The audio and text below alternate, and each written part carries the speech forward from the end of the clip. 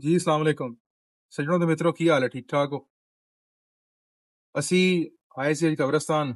ਅੱਜ ਮੇਰੇ ਵਾਲਿਦ ਮੋਹਤਰਮ ਦੀ ਬਰਸੀ ਸੀ। ਅੱਜ 5 ਜੁਲਾਈ ਦੀ ਜਿਹੜਾ ਦਿਨ ਹੈ, ਜਿਹੜੀ ਤਾਰੀਖ ਹੈ ਨਾ, ਇਹ ਮੇਰੀ ਜ਼ਿੰਦਗੀ ਦੀ ਬੜਾ ਸਿਆਹ ਤਰੀਨ ਦਿਨ ਹੈ ਮੇਰੇ ਵਾਸਤੇ। ਇਸ ਦਿਨ ਮੇਰੇ ਵਾਲਿਦ ਮੋਹਤਰਮ ਜਿਹੜੇ ਸੀ ਉਹ ਸਾਨੂੰ ਛੱਡ ਕੇ ਇਸ ਦੁਨੀਆ ਤੋਂ ਰੁਖਸਤ ਹੋ ਗਏ। ਬਹਰਹਾਲ ਜੀ, ਖੁਦਾ ਦਾ ਨਿਜ਼ਾਮ ਹੈ, ਉਹਦੇ ਨਾਲ ਜ਼ੋਰ ਨਹੀਂ, ਉਹਦੀ ਕੀਤੀ ਸਹਿਣੀ ਵੀ ਪੈਂਦੀ ਹੈ।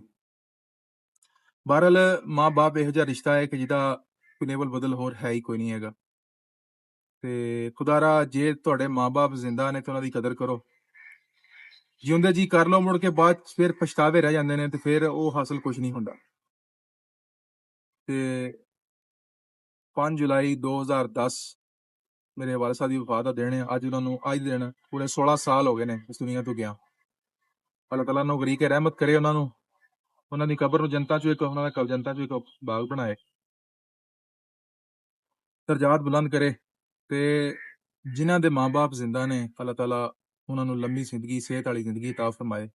ਔਰ ਜਿਨ੍ਹਾਂ ਦੇ ਮਾਂ-ਬਾਪ, ਮਾਂ ਜਾਂ ਬਾਪ ਜਾਂ ਦੋਨੋਂ ਇਸ ਦੁਨੀਆ ਤੋਂ ਜਾ ਚੁੱਕੇ ਨੇ, ਅੱਲਾਹ ਤਾਲਾ ਉਹਨਾਂ ਦੇ ਵੀ ਦਰਜਾਤ ਬੁਲੰਦ ਫਰਮਾਏ ਔਰ ਉਹਨਾਂ ਨੂੰ ਸਬਰ ਜਮੀਲ ਅਤਾ ਫਰਮਾਏ ਸਾਰਿਆਂ ਨੂੰ। ਬਹਰਹਾਲ ਇਹ ਇਹੋ ਜਿਹੀ ਹਸਤੀ ਹੈ ਕਿ ਇਹਦੀ ਜ਼ਰੂਰਤ ਭਾਵੇਂ ਔਲਾਦ ਬੁਢਾਪੇ ਦੀ ਚਲੇ ਜਾਂਦੇ ਨੇ, ਬੁਢਾਪੇ ਦੀ ਉਮਰ ਨੂੰ ਪਹੁੰਚ ਜਾਣਾ, ਇਸ ਹਸਤੀ ਦੀ ਜ਼ਰੂਰਤ ਫਿਰ ਵੀ ਰਹਿੰਦੀ ਹੈ। ਮਾਂ ਹੋਏ ਚਾਹੇ ਬਾਪ ਹੋਏ। ਬਾਪ ਕੁਛ ਨਾ ਕਰਦਾ, ਖਾਲੀ ਸਿਰਫ ਘਰ ਬੈਠਾ ਨਜ਼ਰ ਆਉਂਦਾ ਹੈ ਨਾ, ਤੇ ਉਹਨਾਂ ਵੀ ਬਹੁਤ ਹੁੰਦਾ। ਬਹਰਹਾਲ ਜੀ, ਰੱਬ ਦਾ ਨਿਜ਼ਾਮ ਹੈ, ਦੁਨੀਆ ਚਲੋ ਚਲੀ ਦਾ ਮੇਲਾ ਹੈ। ਜਿਹੜਾ ਆਇਆ ਉਹਨੇ ਜਾਣਾ ਤੇ ਹੈ, ਇਸ ਗੱਲ ਦਾ ਵਾਅਦਾ ਹੈ, ਕਿਉਂਕਿ ਅੱਲਾਹ ਤਾਲਾ ਨੇ ਫਰਮਾਤਾ ਕੁੱਲੂ ਨਫਸਿਨ ਜ਼ਾਇਕਾਤੁਲ ਮੌਤ।